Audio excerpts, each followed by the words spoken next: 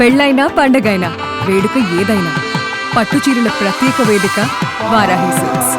సాంప్రదాయానికి సౌందర్యానికి వారధి. పవన్ కళ్యాణ్ గారికి ఆయన ఇచ్చే రెస్పెక్ట్ వేరు, ఆయన ఇచ్చే మర్యాద వేరు. నారా వారి కుటుంబం, కొన్నిదల కుటుంబం వేరు కాదు, కులం వేరేమొచ్చు చెప్పారు. నలుగురు బ్రదర్స్, మెగా బ్రదర్స్ లో నలుగురు బ్రదర్స్ కొత్త భాష అని చెప్పారు. ఎందుకు కలిపేశారు బాబు గారు? అంటే బాబు గారు కూడా మా కుటుంబంలో ఒకరిగా భావించి మేమందరం కూడా ఈరోజు నాగబాబు గారు కూడా, చిరంజీవి గారు, పవన్ కళ్యాణ్ గారు సార్ అంటారేమో కానీ అన్నయ్య కన్నా ఎక్కువ ఆయనతో జర్నీ చేస్తున్నాం ఇప్పుడు మేము. చంద్రబాబు గారు కూడా మెచ్చుకోవాలి మేడం, నేనేం తక్కువ చెప్పను. ఆయన కూడా పవన్ కళ్యాణ్ గారికి ఎంత రెస్పెక్ట్ ఇస్తున్నారు. చంద్రబాబు ఫోటో ఎక్కడ ఉంటే పక్కన పవన్ కళ్యాణ్ గారు ఫోటో పెట్టమని చెప్పి ఆర్డర్ వేసిందే చంద్రబాబు గారు జీవో పాస్ చేస్తారు ప్రతి ఆఫీస్ లో. అంత చేసే బాబు మొన్న అమిత్ షా గారు వచ్చినప్పుడు కుర్చీ వేయలేదని చెప్పి సోషల్ మీడియాలో బాగా మీడియా, వైసీపీ పేటీఎం మీడియా ఉంటుంది మేడం, 100 రూపాయలు బ్యాచ్. ఆ ఇన్సిడెంట్ చూస్తే అక్కడ 2 కుర్చీలే ఉన్నాయి. అవన్నీ లేదులే మేడం, ఏదో పర్సనల్ గా ఇప్పుడు మనం ముగ్గురు ఉంటాం మేడం, ఏదో పర్సనల్ గా మాట్లాడడం పక్క తీసుకెళ్ళి మాట్లాడతాం, కుర్చీలు పక్కన వేసుకొని అది ఫోటో కూడా వాడుకుంటారు. ఓకే, ముగ్గురు లేరు, మంచి ఎప్పుడు చూపిరు మేడం, చెడ్డని బాగా పబ్లిసిటీ చేస్తారు. ఇది కామన్ సైకలాజికల్ గా. బట్ ఇంటర్నల్ గా కూటమిలో వ్యక్తుల మధ్య, అంటే మంత్రుల మధ్య సమన్వయము, పార్టీల మధ్య సమన్వయము ఎలా ఉంది కిరణ్ గారు? ఎందుకనంటే నిజంగానే ఎలక్షన్స్ కి ముందు కొంత అంగీకారం చేసుకొని ఫామ్ అయ్యి గవర్నెన్స్ లోకి రావటం ఒకటి, ఆఫ్టర్ గవర్నెన్స్ ఫార్మింగ్ తర్వాత మీ స్టెప్స్ మీరు వేస్తూ ఉన్నప్పుడు, ముందుకు వెళ్తూ ఉన్నప్పుడు ఎట్లాంటి ఇబ్బందులు వస్తున్నాయి? ఒక కుటుంబంలో 4 అన్నదమ్ములు ఉంటే ఇబ్బందులు ఉంటాయి కొన్నిసార్లు.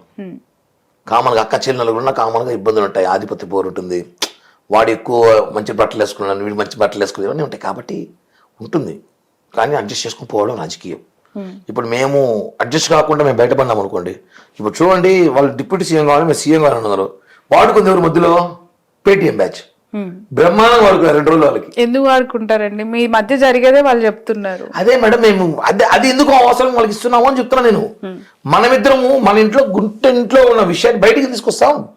మీరు ఏమైనా ఇంటెన్షన్స్ కనిపిస్తున్నాయా? ఎందుకు అనంటే కడప జిల్లాకు సంబంధించి శ్రీనివాస్ రెడ్డి గారు, సోమిరెడ్డి చంద్రమోహన్ రెడ్డి గారు, రెడ్డి సామాజిక వర్గం అవుట్ ఆఫ్ కంట్రీలో దావోస్ లో, ఐ థింక్ భరత్ గారు బీసీ కమ్యూనిటీ, వర్మ గారు, పవన్ కళ్యాణ్ ని అన్ని రకాలుగా సేవ్ చేసి, అంటే ఐ మీన్ లోకల్ గా అతన్ని స్ట్రాంగ్ చేసి ఎలక్షన్స్ లో గెలవటానికి దొరకబడిన వర్మ గారు కూడా డిపి ఏకంగా నారా లోకేష్ గారిది పెట్టుకున్నారు. ఆయన సీఎం ఎందుకు కాకూడదని ప్రశ్నిస్తున్నారు. వాళ్ళ నాయకుడు, వాళ్ళ పార్టీ, వాళ్ళ యువ నాయకుడు, వాళ్ళు ప్రేమించచ్చు, ద్వేషించచ్చు. నేను ఒకటే చెప్తాను మేడం, నిన్న ఒక ఇంటర్వ్యూలో ఒక అతను నాకు ఇంకా నచ్చింది, అలా మీకు కూడా చెప్పాలి. మీరు చూసి ఏబిఎన్లో ఒక ఇంటర్వ్యూలో ఒక వ్యక్తి, ఒక సీనియర్ జర్నలిస్ట్ ఒక మాట అన్నాడు మేడం, నారా లోకేష్ గారిని చంద్రబాబు కన్నా ప్రేమించే వ్యక్తులు ఉంటారా? ఉండరు. ఆయన తెలుసు కదా ఏం చేయాలి, వీరేదో చెప్పేది ఆయనకే తెలుసు ఏం చేయాలో. వీళ్ళు చెప్తే జరిగేది కాదు అవన్నీ. సమయం సందర్భం వచ్చినప్పుడు ఎవరిని ఏడ కూర్చోబెట్టాలో, ఎవరిని ఏమి చేయాలో చంద్రబాబు గారికి తెలుసు, కళ్యాణ్ గారికి తెలుసు. వీరు ఎక్కువ రియాక్ట్ అయిపోతున్నారు. ఒక్కొక్క బ్యాచ్ ఉందిలేండి, మామూలుగా ఇంతకుముందు వైసీపీ భజన్ బ్యాచ్ అనేవాళ్ళం. ఎక్కువ బ్యాచ్ వాళ్ళ స్వార్థం కోసమో, లేకపోతే వాళ్ళ ప్రేమ ఎక్కువ అయిపోయిందో, లేదంటే వాళ్ళ మెహర్బానికి వచ్చి రకరకాలుగా ఉండొచ్చు. వాళ్ళ నాయకుడు, వాళ్ళ పార్టీ, వాళ్ళ ఇష్టం. మీరు ఇక వాళ్ళని అడగాలి, వర్మ గారినో శ్రీధరెడ్డి గారినో. నన్ను అడిగితే మాత్రం మా నాయకుడు కించపరుస్తూ మా నాయకుడి గురించి మాట్లాడితే మాత్రం ఎవరిని ఒప్పుకోం. ఫైనలీ ఒక విషయం అంటే, టీడీపీ వాళ్ళు మేము కలిసి బాగానే ఉన్నాం. ఈ సీఎం, డిప్యూటీ సీఎం పంచాయతీలు ఎంత త్వరగా పుడి స్టాప్ పడిపోతే అంత మంచిది అని కోరుకునే సమయంలో నేను హైకమాండ్ స్టేట్మెంట్ ఇచ్చింది. టీడీపీ స్టేట్మెంట్ ఇచ్చారు, ఇంకెవరు కూడా మాట్లాడకండి, ఇంతటితో పుడి స్టాప్ పెట్టనన్నారు.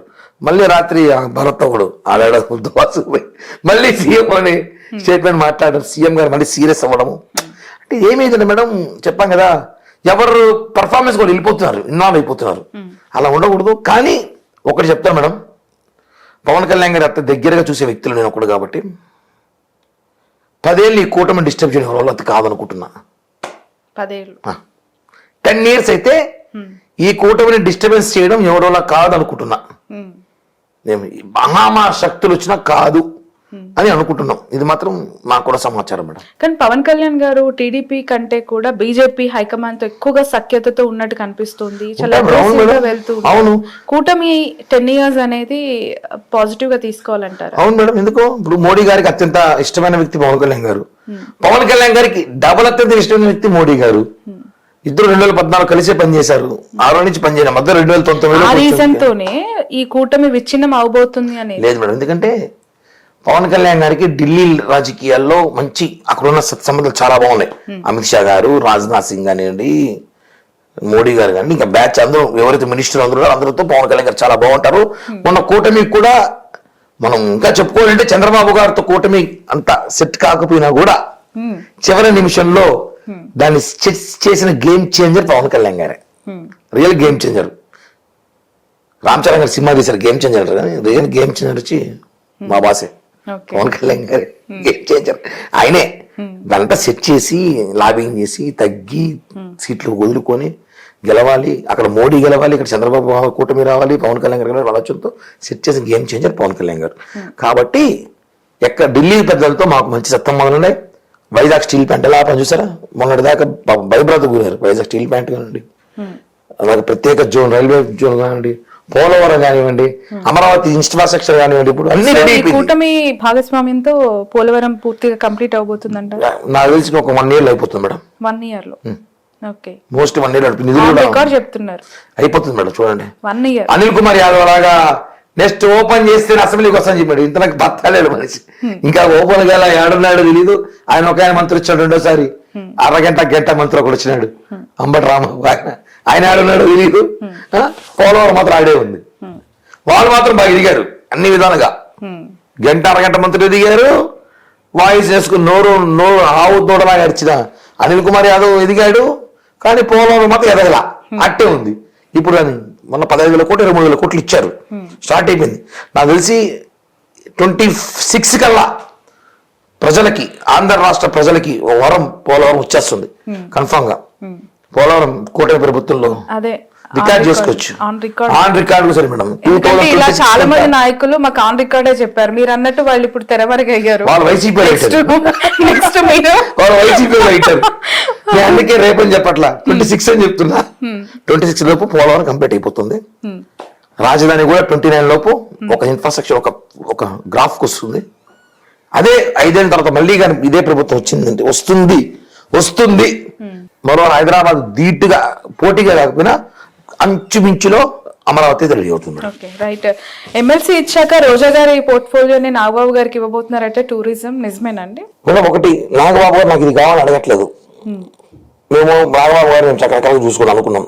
రాజ్యసభ అవుతారని, టీడీడీ చైర్మన్ అవుతారని కోరిక చెప్పాను. మనుషులు కోరిక వద్దు మేడం. ఎందుకు జరగట్లేదు? అటు మోడీ గారి ఆశీస్సులు, అమిత్ షా గారి సపోర్ట్ ఇవన్నీ ఉన్నా కూడా నాగబాబు గారికి పదవి మీద పిచ్చలేదండి, నాకు అర్థమైంది. ఆయన లేదు, దానికి ఆలోచన ఏదో ఆ ఎన్నికల్లో పార్టీకి పనిచేసినట్టు తిరిగాడు. ఆయన కూడా మన ఎన్నికల్లో పిఠాపురం అంతా నాగబాబు గారు పనిచేశారు. కాకినాడ జిల్లాకు నాగబాబు గారు తిరిగారు. నాగబాబు గారు, వరుణ్ తేజ్ బాబు, వాళ్ళ వైఫ్, మేడము అందరూ కుటుంబంతో తిరిగారు. కాబట్టి నాగబాబు గారు కూడా ఆయన్ని గౌరవించుకోవాలంటే మనం మనకు పదవి ఒకటి ఇవ్వాలి. గౌరవం అంటే ఆస్తుల పాస్తులు కాదు మేడం, ఒక పదవి. ఇది గౌరవం అంటే మన పదవి ఇస్తారు, గౌరవం ఉంటుంది. ఆ గౌరవ పదవికి మంత్రి బాగుంటుందని ఆలోచనతో ఉన్నారు కాబట్టి ఆయనకి ఇస్తారు. ఏ శాఖ ఇచ్చినా సమర్థవంతంగా ఆయన పని చేసుకుంటాడు. ఆయన కూడా డైర్ అండ్ డాషింగే, మనసులో ఏది పెట్టుకోడు, ఓపెన్ గా మాట్లాడేస్తారు, తిట్టేస్తాడు. మళ్ళీ అరిచినా ప్రేమించే గుణం ఉన్న వ్యక్తేనా నాగబాబు గారు కూడా. కాబట్టి ఆయనకి ఏ శాఖ ఇచ్చినా, మా దగ్గర శాఖలే కదా, టూరిజం మా చేతిలో ఉంది. టూరిజం ఇప్పుడు సినిమాటోగ్రఫీ మా దగ్గరే ఉంది, మా మింత్రి గారి దగ్గరే.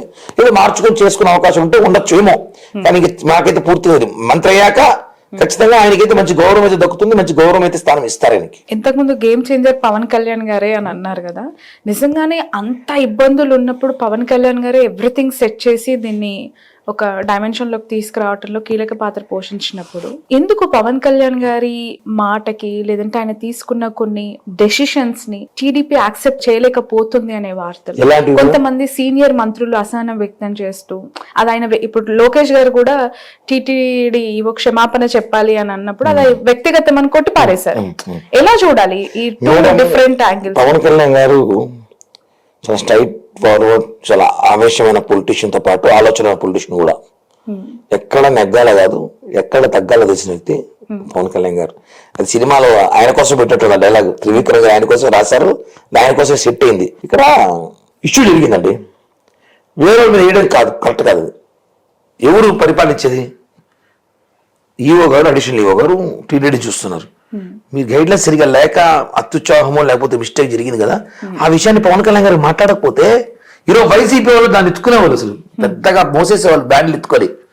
మేమేం మాట్లాడేసరికి కామైపోయాడు, మాట్లాడలేకపోతారు ఇంకా వాళ్ళు. పవన్ కళ్యాణ్ గారు మాట్లాడాలి, ఇంకేం మాట్లాడదాం అనేసి మేమేం చెప్పాము, ఇలా జరిగింది. జగన్ గారు వచ్చి పరామర్శించారు, వెళ్ళారు. జగన్ గారు వచ్చారు, ఆయన మామూలుగానే ఇంకా నేను చెప్పాలంటే ఒక సవాల్ చూస్తేనే నిద్రపోలేడు, 6 సవాలు కనిపించేసరికి పరిగెత్తిచ్చాడు అనుకుంటారు. తిరుమల లడ్డు విషయం అంత జరిగింది కదా, గీ చేంజర్ ఆయన పేరు, మా బాస్ గేమ్ చేంజర్, ఆయన గీ చేంజర్ జగన్ గారు. నీ మార్చేశాడు కదా, గీ చేంజర్ జగన్మోహన్ రెడ్డి, గీ చేంజర్ అంటాం ఆయన్ని. నీ ఇష్యూ జరిగింది, కొండకి రావాలన్నాడు, పవన్ కళ్యాణ్ గారు వచ్చారు, వస్తానని చెప్పి ఎందుకు అయిపోయాడు మేడం? డిక్లరేషన్ ఇష్యూ ఒకటి ఉంది. నిజంగా రావాలనుకుంటే కనీసం బయలుదేరి ప్రయత్నం చేయాలి కదా. వెంకటేశ్వర స్వామి పర్మిషన్ అయినప్పుడు ఎట్లా వస్తారు? పర్మిషన్ ఇప్పుడు మొన్న పర్మిషన్ ఇచ్చామా? నిజంగా మనం ఆపేయాలనుకుంటే హెలికాప్టర్ ఎగిరేది పైకి, తాడేపల్లి ప్యాలెస్ లో హెలికాప్టర్ జగన్మోహన్ ఎక్కేవాడా? మేము రాకూడదు అనుకుంటే చెప్తే పైలట్ దిగి వెళ్ళిపోయేవాడు. పవర్ మా చేతుల్లో ఉంది, మేము చేయాలంటే జగన్ గారు ఎక్కువ చేయాలి, మాకు అంత అవసరం లేదు. అలాంటి క్యారెక్టర్ మాది కాదు. వచ్చి పరామర్శించుకొని ఏదేం చేసుకున్నాం, వచ్చినాడు పార్టీ మీటింగ్ వచ్చినట్టు 100,000 మంది జనం వేసుకొని జై జగన్ నినాదాలు చేసుకుని చచ్చిపోయాడు జనం కొంచెం పరిచుంటే అక్కడ. ఆ పేషెంట్ అలా అన్నారు, పేషెంట్ దగ్గరకు వచ్చి జై జగన్ నినాదాలు చేస్తారు ఎవరన్నా? బుద్ధులు అడగడం కామన్ సెన్స్. వాళ్ళందరూ మాజీ మంత్రులు 3 అంటూ ఒక ఎంపీ ఉన్నాడు, జై జగన్ అని హాస్పిటల్ నినాదాలు చేసుకుని వచ్చి మొత్తం గబ్బు చేశారు హాస్పిటల్ని. కాబట్టి అలాంటి వాళ్ళు దేనికి వచ్చి ఎందుకు వచ్చాడు? నీ పబ్లిసిటీ కోసం వచ్చావు, నీ బలం చూపించడానికి వచ్చావు. నేను ఎయిర్పోర్ట్ లో ఆపారు, పవన్ కళ్యాణ్ గారు ప్రెస్ మీట్ జరుగుతా ఉంది, చంద్రబాబు గారు ప్రెస్ మీట్ జరుగుతాం సార్, ఆగని అంటే నువ్వు బైక్ లో వెళ్ళిపోతా, సైకిల్లో వెళ్ళిపోతా, నడుచుకొని వచ్చా, పారిపోయి వచ్చేస్తానని చెప్పి బెదిరించి పోలీసులు చొక్కాలు పట్టుకొని నువ్వు నీ కార్యకర్తలు నువ్వు హాస్పిటల్కి అడుగుచ్చావు. అది నీ మెహర్బానీ కోసం వచ్చావు, నిజంగా పరామర్శించిన రాలా. పవన్ కళ్యాణ్ గారు వచ్చారు, చూశారు, పరామర్శించారు, వెంటనే చెక్కులు ఇమ్మన్నారు, వాళ్ళకి ఆర్థిక ఇబ్బందులు డబ్బులు చేరాయి, వెంటనే ప్రెస్ మీట్ పెట్టాం, ఎవరు తప్పులు తేల్చండి, క్షమాపణ చెప్పాం. జగన్మోహన్ గారు 1,00,000 కోట్లు వస్తుంది, కనీసం 10,000 రూపాయలన్నా ఒక్కొక్క క్షతగాత్రులు ఇచ్చుండొచ్చు కదా. ఇంత చేసిన పవన్ కళ్యాణ్ మాటకి TTD chairman, EO Nara Lokesh ఎవరు కూడా సరైన సమాధానం ఇవ్వలేదు. మేము నారా లోకేష్ టీటీడీ చైర్మన్ క్షమాపణ చెప్పమని చెప్పి, క్షమాపణ చెప్తే తప్పు కాదు, నేను క్షమాపణ తిరిగి రారు కదా, ఏకంగా చైర్మన్ అన్నారు. నేను అంటే మేడం అది of the record madam, on the record of the మాకు తెలియదు కానీ అంటే చనిపోయిన వాళ్ళు తిరిగి రారని చెప్పారు. క్షమాపణ తప్పే ముందు కూడా అన్నాడు చైర్మన్ గారు, చెప్తే తప్పు లేదన్నారు. ఆయన చెప్తాడో లేదో ఆయనకి వదిలేసాం. అంటే మేము డిమాండ్ చేసినంత మాత్రం చేస్తారని మేము ఆశించాం కదా. మా బాధ్యత మేము చెప్పాం, పవన్ కళ్యాణ్ గారు క్షమించండి అని చెప్పి కళలో నిలబెట్టుకుని చెప్పిన వ్యక్తి, ఈ రాష్ట్ర ప్రజలకి తప్పు జరిగింది, క్షమించండి, కొంచెం జరగకుండా చూసుకుంటారని చెప్పిన వ్యక్తి. దాన్ని వాళ్ళు ఫాలో అయ్యి ఆ అధికారులు కూడా మిస్టేక్ అయిందని ఓపెన్ చెప్పేసి అయిపోయేది. వాళ్ళు ఎందుకు చెప్పలేదు, ఇంకా వాళ్ళకే వదిలేస్తాం, ఇంకా వాళ్ళే చూసుకుంటారు అవన్నీ. అది చట్టం తరపున చట్టం చేసుకుని పోతుంది, ఇంకా అది మాకు సంబంధం లేదు. చట్టం మీరే కదండి. అదే మేడం, చట్టం అంటే చట్టం మీ చేతులు తీసుకో మేడం, చట్టాన్ని మేము గౌరవిస్తాం, చట్టం చేతులు తీసుకోము, చట్టం తన పని చేసుకుంటుంది. కానీ ఒకటి నా మీద విచారణ జరుగుతోంది, ఎంక్వైరీ చేశాము, టోటల్ సీసీ కెమెరా ఫుటేజెస్ తెప్పిస్తున్నాం. వైసీపీ పాత్ర అందులో ఉందని చెప్పి నాకు అనుమానం. మరుసటి రోజు ప్రెస్ మీట్ పెట్టి చెప్పాను నేను. మేడం మీరు గొప్ప పనులు చేస్తేనేమో అది మీ క్రెడిట్, మీ ప్రభుత్వంలో ఏదైనా తప్పు జరిగితే అది వైసీపీ ఇన్వాల్వ్మెంట్. అసలు ఎక్కడ సంబంధం ఉందండి? టీటీడీలో అక్కడ క్యూ లైన్ లో తొక్కిసలా